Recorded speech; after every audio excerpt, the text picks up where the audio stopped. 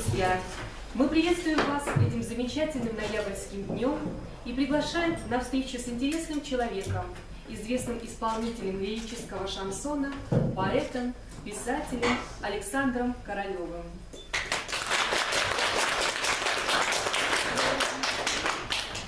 Александр Королев стал популярен сравнительно недавно, всего 10 лет назад, когда на экраны телевизора попали клипы на его самые первые песни.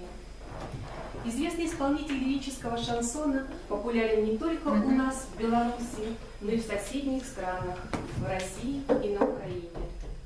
Несмотря на то, что Александр много времени проводит в гастролях по ближнему зарубежью, сердцем он всегда верен Белоруссии. И в его репертуаре много песен, посвященных нашей столице Минску и нашей стране, куда он неизменно путь на Украине. Выступал в таких городах, как Николаев, Херсон, Одесса, Донецк. Первое его «А когда я приеду домой» при поддержке компании «Бигма».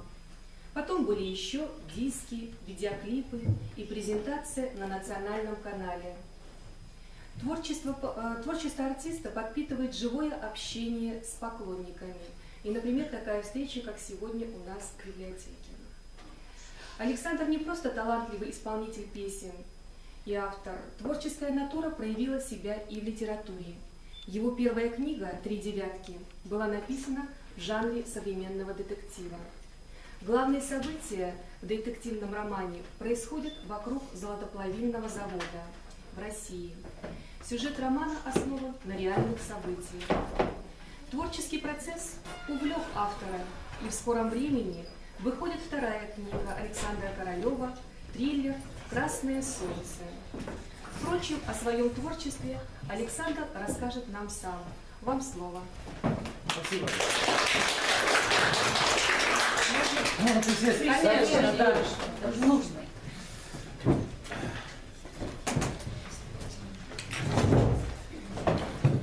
Вы знаете, я хочу сказать, что в основном я на сцене всегда выступаю, а вот когда и я пою там, вот, а здесь приходится разговаривать, поэтому это очень две большие разницы такие, поэтому волнения там всякие. Вот. А? Ну, ровно 19:00 начнем сегодня. Да, я хочу сказать, что все, кто ко мне приходит на встречу в библиотеках, если у них есть желание пойти на концерт, то 50% скидки на билет. Вот, так что, если вы кто-то захотите, там в кассе знает, это мы из библиотеки 50%. Вот, ну давайте о книгах. Значит, так как вы знаете, конечно, чтобы создать какую-то композицию песни, а пою я только на свои стихи, исключительно. Я не пою на чужие стихи вообще никакие, и на чужую музыку тоже. Да? Те, которые я напишу песни сам, и музыку тоже, которую я сам создам. Вот. А потом уже аранжировщик сидит и работает с моей бумагой.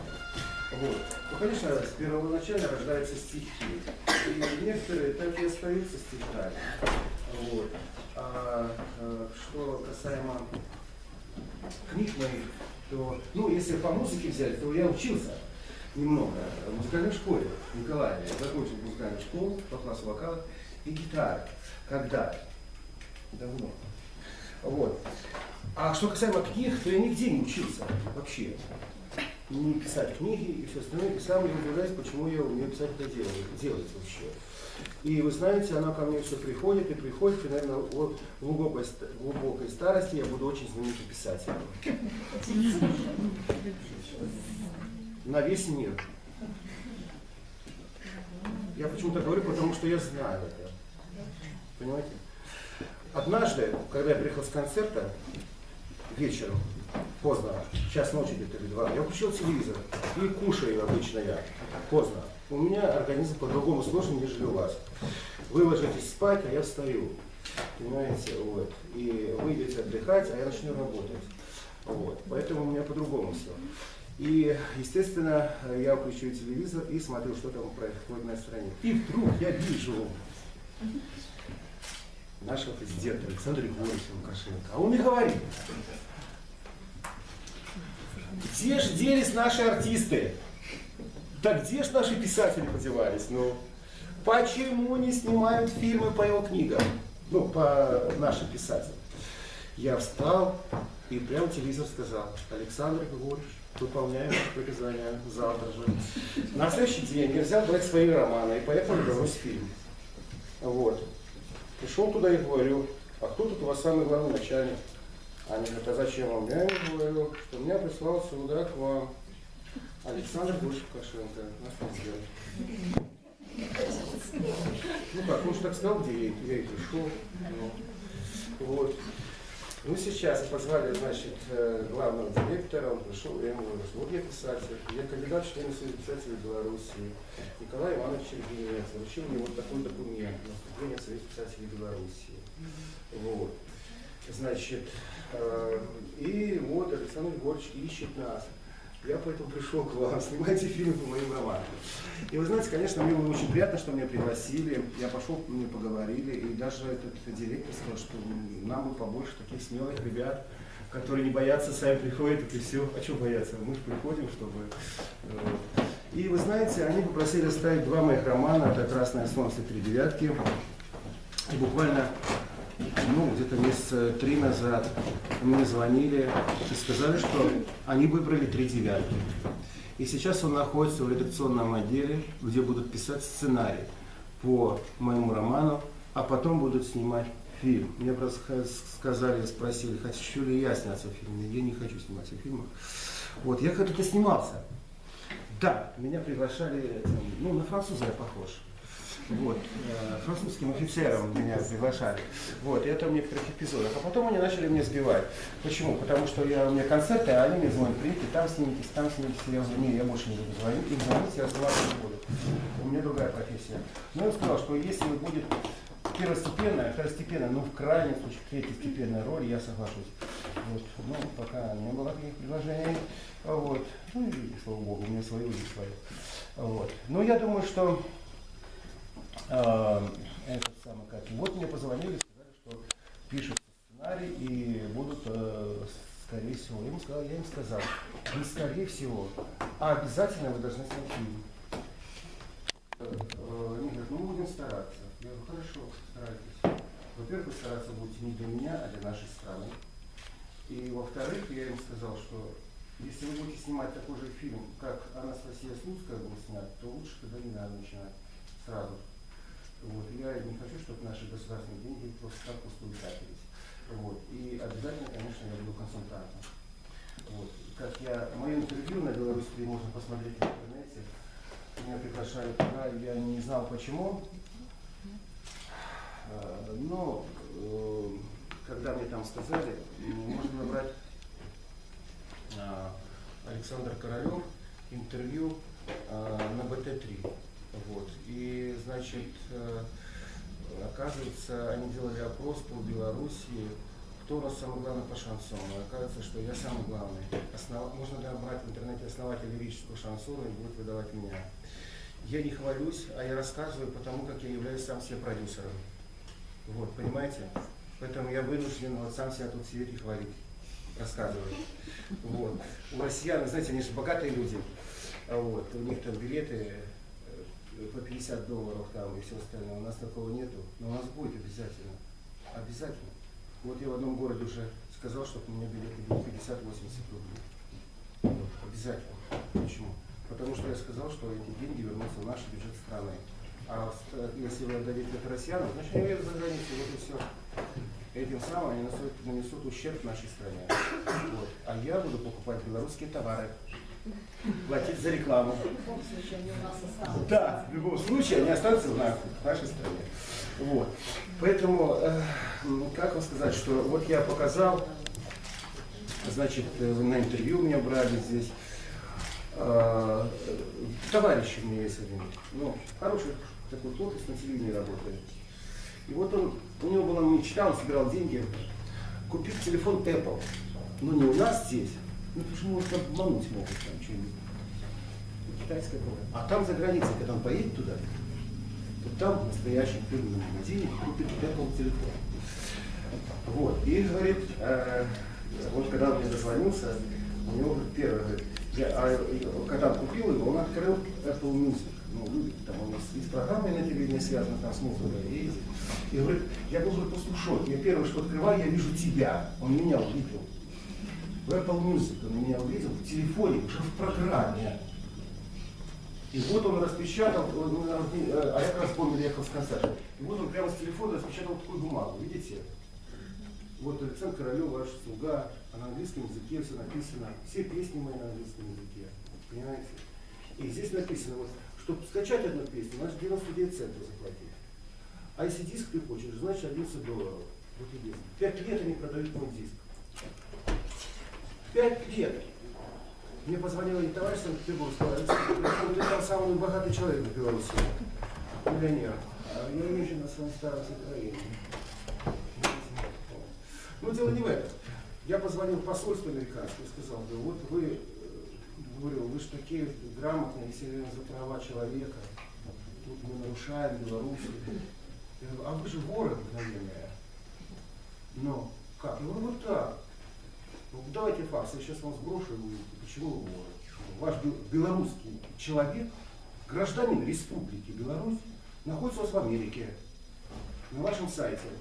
Но покажите мне хоть один документ, где я подписал его и дал разрешение.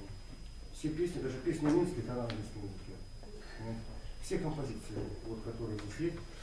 Вот. И вы зарабатываете деньги, а этим самым вы наносите ущерб нашей стране. Почему? Потому что вы должны платить не авторские, не мне лично в руки, а в авторское общество. ЦИС такое. Вот. Где они будут забирать половину денег и оплачивать налог нашему государству. Понимаете? А если 5 лет они продают мой диск, то вы представляете, сколько они же денег заработали? Вот. Если вы знаете, сказали, будут разбираться. Ваша идея возникла вот разместить? Вы знаете, я хочу сказать, у них не идея. Они просто, как вам сказать, у них люди, специальные есть люди, которые отслеживают все в интернете, кого больше слушают, кто больше востребует. Я продолжаю, не знаю почему, писать книги, дальше, новые. 3 романа пишу. По дороге еду просто. В гримерку, когда время есть. У меня, знаете, что интересно, самое главное сейчас скажу.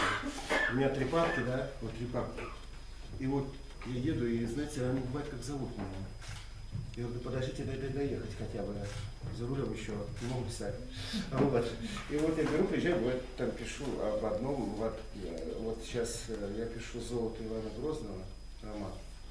Мне почему-то вот это заинтересовало. Легенда, там я в России там рассказал человек эту легенду, я решил развить. Ну, вот это приключенческое будет, понимаете. Вот. Потом «Код дракона». Все. Говорите, я буду слушать. Теперь ваша очередь. Некоторые вехи вашей биографии. Вы говорили, что учились в Николаеве, а теперь вы живете в Беларуси. Скажите, пожалуйста, где был прыжок судьбы? Это Николаев, это ваша родина? Нет. Беларусь? Родина Беларуси. Причем? У меня отец служил в КГБ. Он, КГБ это погранвойска. Он защищал нашу страну. И поэтому и везде был, он ездил, а мы с ним. Да, он начал службу начальником погранзаставы. И мы с ним съездили в весь Советский Союз, и везде поэтому были. А как раз мы были тогда в Николаеве, когда мне возраст позволял, я учился в музыкальной школе. То есть у вас отец белорус, и мама тоже? Да, просто так получилось, что я родился в России, совсем случайно. Ничего случайного не бывает. Не, просто понимаете, как вы сказать, что... Вы тоже на службе были родители? Да, просто понимаете, сейчас в каждой стране есть свои военные академии. А раньше такого не было. Раньше был Советский Союз, и одна военная академия высшая была, это находилась в Москве. А мой папа как раз там учился в военной академии. Вот, в Москве. И я родился там, на Чистых прудах. Вот и все. Поэтому мои 2 столицы, Минск и Москва. Довольны ли родители вашей теперешней профессией, увлечением, творчеством? Нравится ли им это? Не знаю, я не спрашивал. Совсем не спрашиваю. Просто их нет уже. Простите, Всеволод. Ну, как так получилось, что, понимаете... Вообще, отец, конечно, хотел, чтобы я был офицером. Он все время надевал на меня свой китель из полковника, еще говорил, что ты высокий, заматом. А мне не нравилось быть офицером. Я не люблю быть офицером. Я люблю быть свободным человеком. И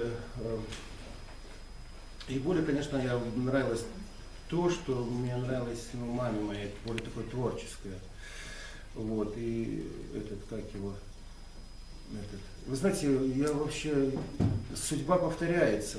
Я пришел в школу за своим сыном, а мне директор говорит: Александр, мы выбрали вашего сына петь за школу в 3 классе. А когда-то меня выбрали, точно в 3 классе. Понимаете, но меня выбрали совсем случайно, там я немножко, пошалил там. На других уроках пели, наверное, да? Не, я просто, что-то сделал неправильно, наверное, в 3 классе я был там. Может, пробежал что-то не так или сказал. И меня повели, короче, в учительскую наказывать, к директору. А в это время был концерт в школе. Там партработники приехали. Ну и этот говорит: жди, сейчас придет директор, и мы тебя накажем. Я говорю: ну хорошо. И тут забегает учитель физкультуры и говорит: все, спасай, выручай, мы знаем, ты на гитаре поешь. Вот. Спой песню, вот наш мальчик не пришел, говорит, а надо петь кому-то. А что ты делаешь? Ну, наказывать привели. Наказывать не будем, споешь песню, я говорю: согласен. Вот. И меня сразу привели на сцену. А вы знаете, я говорю: что, можно уже идти? А да что ты будешь петь? Я говорю: ну сейчас подумаю. А я очень любил песню тогда под гитару такую, я там 2 струны натянул такие, и я все пел там вдали за рекой бойцов. Вот. И я все время эту песню пел. Вот. И я говорю: буду вот сотнями бойцов петь. Она говорит: ну хорошо. И я туда пошел на сцену. А вы знаете, я когда пошел туда, и я даже не смотрел, кто там в зале сидит, мне без разницы. Я потом просто обратили это внимание, почему меня начали предлагать, что я как-то вышел на сцену, ну, как себе домой, как будто так и надо, понимаете. И еще там сидела на пианино женщина, а я ей говорю: вы знаете, мне играть не надо, я так без музыки стою, вот и все. И я спел эту песню, ну, я по-своему ее пел, по-своему так, знаете, как чувствовал. Как чувствуешь? Да. Вот. Песню исполнили, понятно, в 3 классе начали не свои, Ну, когда вот сочинять, свои ставили произведения, музыку накладывать на них.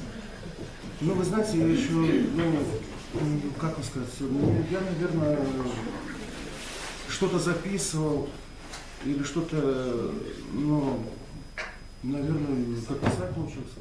Ну, просто я что меня интересовало, я, видите, всегда с папкой хожу. Вот у меня папка, сказали, не вид уже не очень, но надо новую завести. Я всегда с папкой хожу. Потому что если я вдруг что увижу интересное, или что-то мне придет, я сразу же записываю ее, понимаете? Вот. Потому что я потом развиваю эту мысль привычкой. Вот, с этого вот. Поэтому, как вам сказать, такие... Писали ли вы девушкам свои стихи? Девушкам? В юном возрасте попозже. Вы знаете, я скажу честно, я так привык, что за мной девушки бегали, и честное слово. Так вы им не писали? Нет, Ты не читали? Нет, они просто мне нравится. Я высокий был, понимаете, они постоянно за мной бегали. Вот. И я вот, да, все. Вот. А что нравилось, и вот одна, значит, девушка там была вот в школе, и я говорю: просто постой, просто постой, и все. Она говорит: зачем? Просто постой. Я посмотрел на нее, записал и пошел. Она что-то записала. Мне кое-что у тебя понравилось, я, может, стихи напишу. Понимаете, вдохновение. А я не знал, что она мне сделала вдохновение. Слышите, я вот не привык, когда мне хлопают, когда разговариваем. А когда я пою, тогда я вот к этому привык и очень уже хочу, чтобы мне хлопали. Вот. Вы знаете, я был в Смоленске, и, значит, на некоторых концертах я рассказываю свои стихи. А когда-то, тоже лет, может, каких 15 назад, я прочитал, значит, в газете об одном солдате, который, вы знаете, был на войне, потом попал он в плен, и потом, когда он пришел с плена, он тоже попал попал в репрессии. Ну что в плен попал, значит он сидел там у немцев, потом сидел у нас. И вот когда концерт у меня закончился, и я смотрю, старенькая женщина такая идет там с кем-то, подходит и плачет. Я думаю, папа, что я сделал не так? Я говорю, что спел не то? Извините, она подходит. То есть полностью совпадающая с, как отец мне, понимаете. Вот. Вот. Ну и поэтому я бы хотел, может быть, рассказать вам сейчас это стихотворение. Вот, оно называется «Расскажу вам историю, братцы». Или рассказать вам в том сентябре. Давайте я вам... Нет, вам много будет. Нет, ну... А время? Сколько времени? У нас время есть? Да, конечно. 20 минут. А, ну ладно, хорошо. Так, ну ладно, давайте про солдата.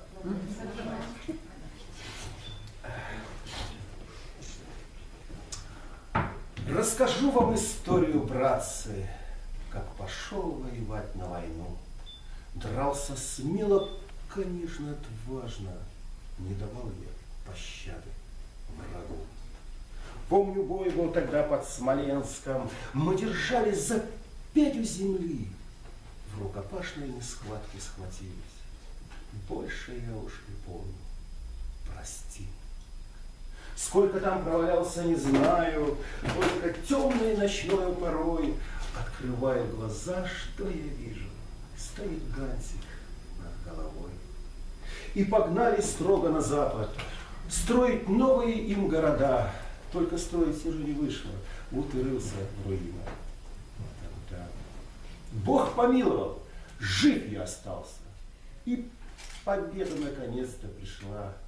Возвращался домой я усталый, а вернулся и снова тюрьма. Я предатель Родины нашей, объявила стальная рука, что не смог я тогда застрелиться, значит, предал я всех навсегда. Вот и рылся я снова в руинах, Беломор я достроил тогда, все как прежде, даже свобода, до запретки 4 шага. Все. Ну, это про солдата, это уже такое, просто я вот вспомнил сейчас это, вот. Ну, сейчас в том сентябре расскажу.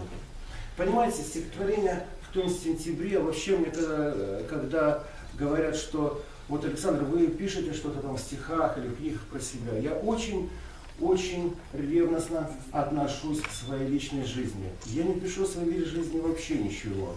И стараюсь в стихах тоже ничего писать лично о своем. Конкретное, что-то о судьбе и все остальное. Но в этом стихотворении чуть-чуть коснулось меня лично. Почему? Потому что, ну, я думаю, что каждый что-то может узнать в этом стихотворении свое, понимаете? Вот, поэтому, когда мы были 3 товарища, и когда посерединке одного не стало, значит, дружба наша как-то, ну вот он стал очень великим бизнесменом, у него свой завод, я стал артистом и писателем. А посередине, который был парень, который связывал нас, его нет, он умер. Вот. Но и это не говорится, что, то есть немножко касаемо моей личной жизни. Ну, я думаю, что, может быть, кто-то увидит это свое. В том сентябре все меняется в мире, но только не я. Все куда-то уходит совсем навсегда. Лица стали чужими, те, что были родными. Даже верю с трудом, что любили меня. Жизнь нас всех закружила, злой метели интриг, в свои царства ушли мы, позабыли все вмиг. Надломилась вера, поросло все быльем, разошлись навсегда и по-своему живем. Обросли крепостями, понавесил замки, и никто ж не смеет просто так вот войти. Посидеть как когда-то, улыбнуться друзьям, поболтать о погоде, да и вообще по душам. Не понять мне, наверное, уже никогда, почему ж это время не коснулось меня. и остался еще в том сентябре, когда жили мы вместе на этой земле.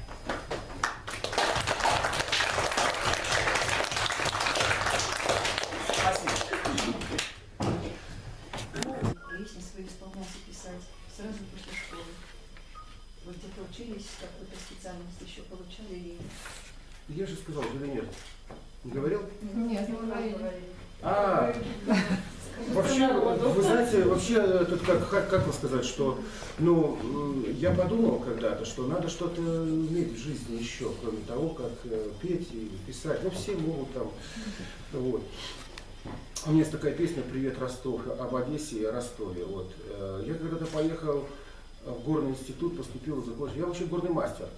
Вам метро тут не надо сделать метро? Да, я мастер горной проходки. Я метро могу строить, там, штреки, анкерные болты и так далее и тому подобное. Я в этом отношении, вот,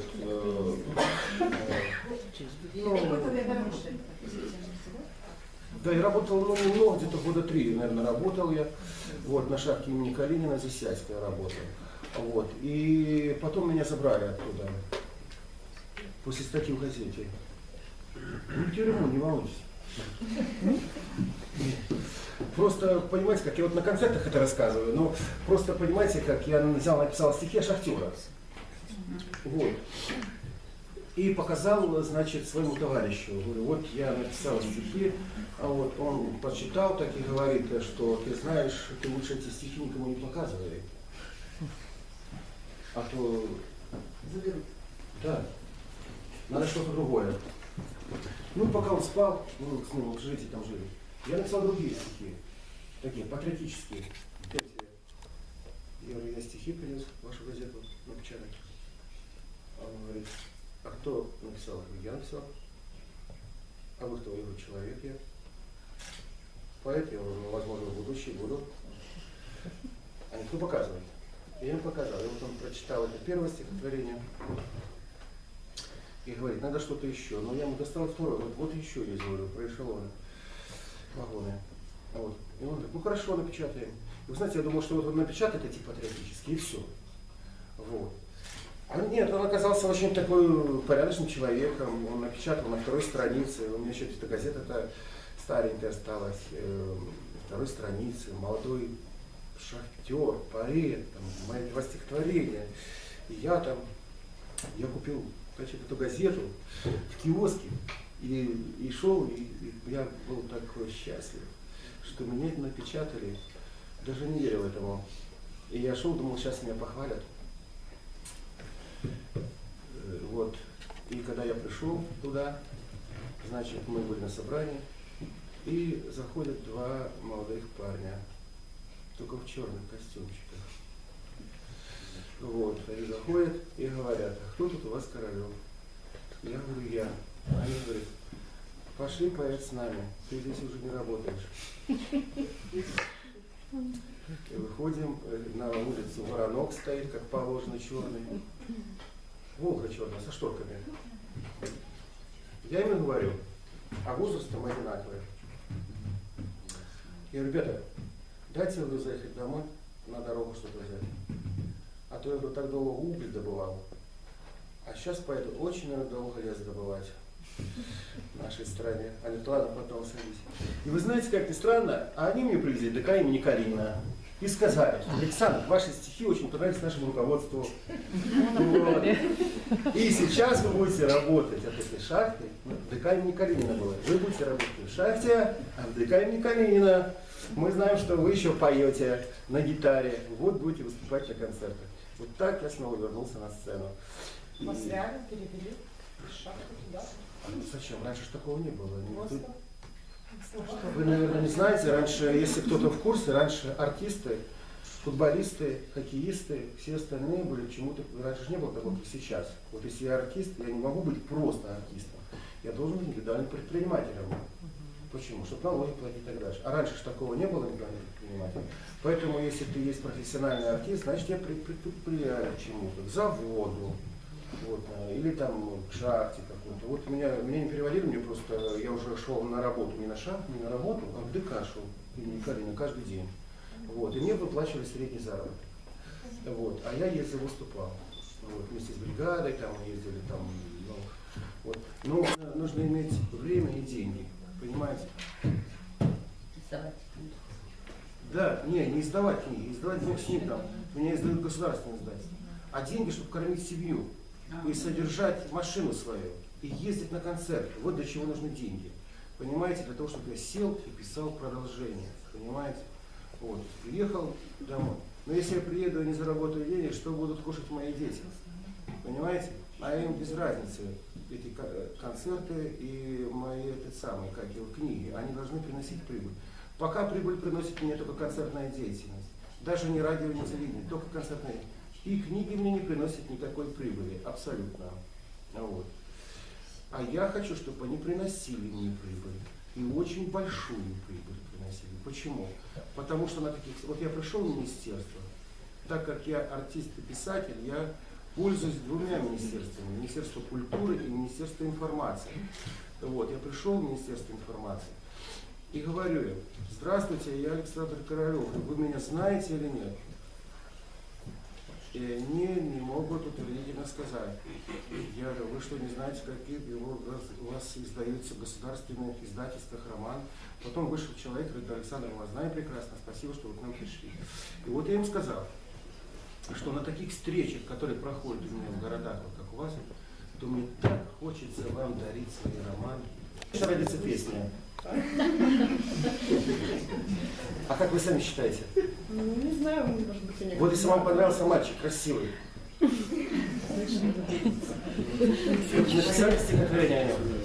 хорошее вряд ли.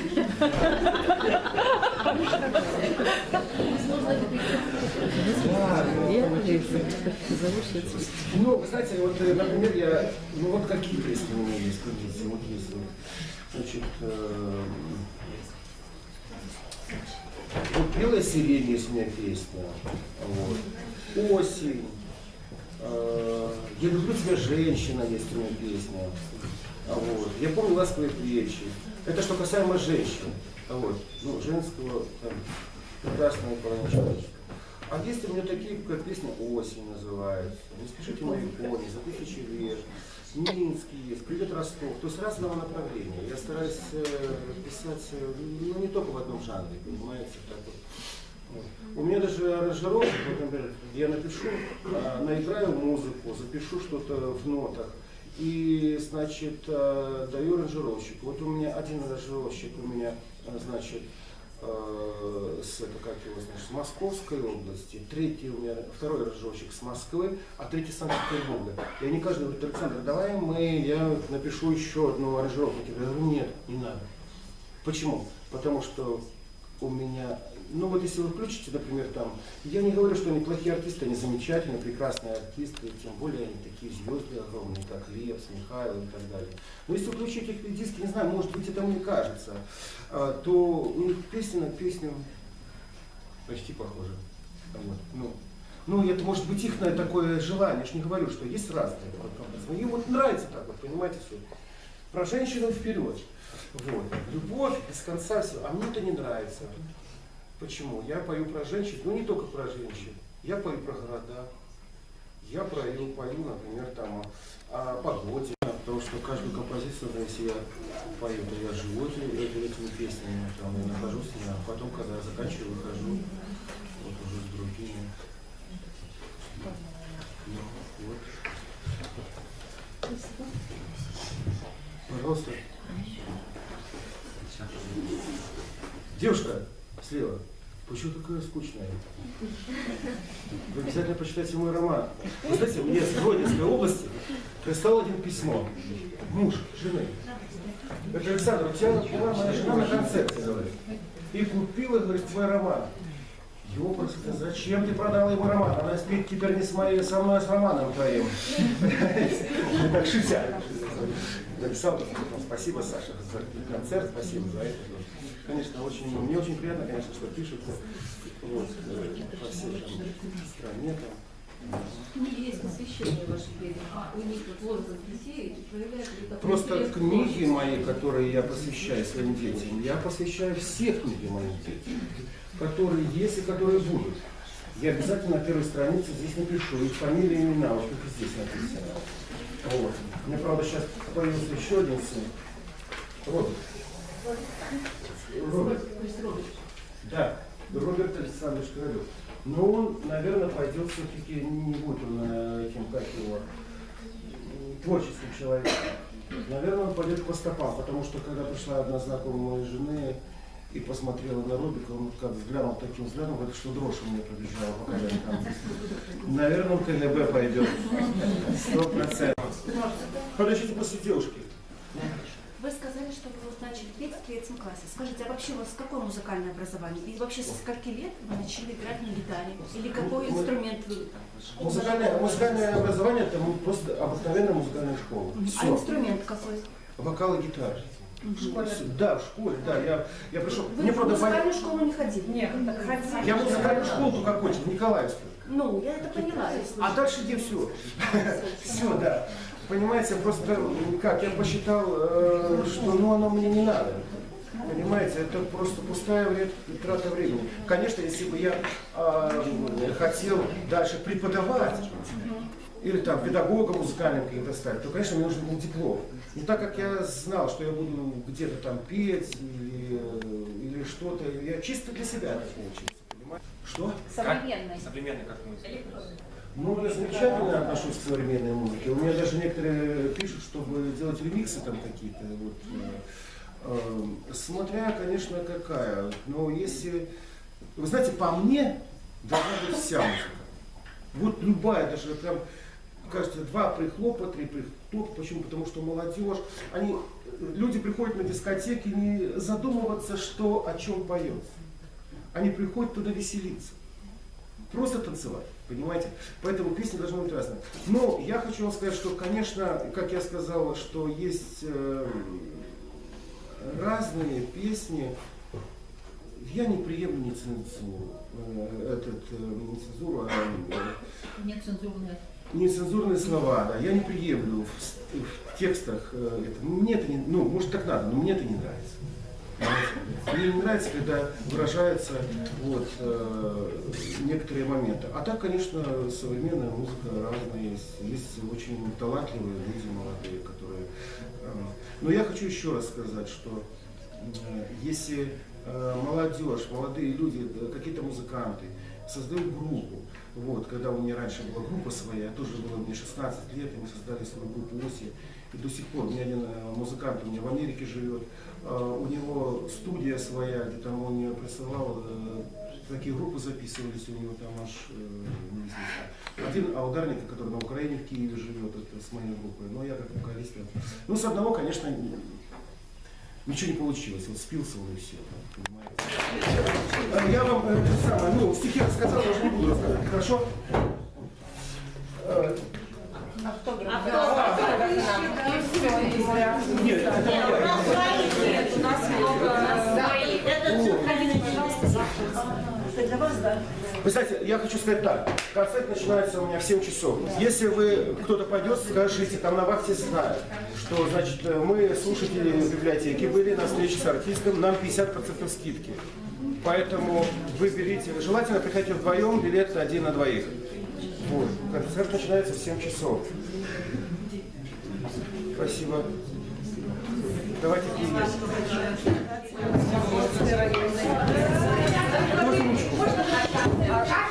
Ирина Николаевна, можно ручку?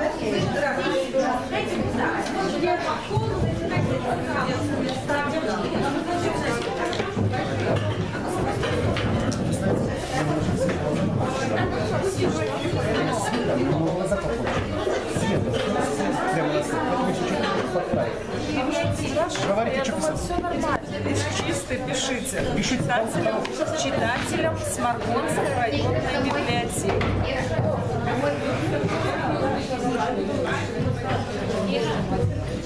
Читателям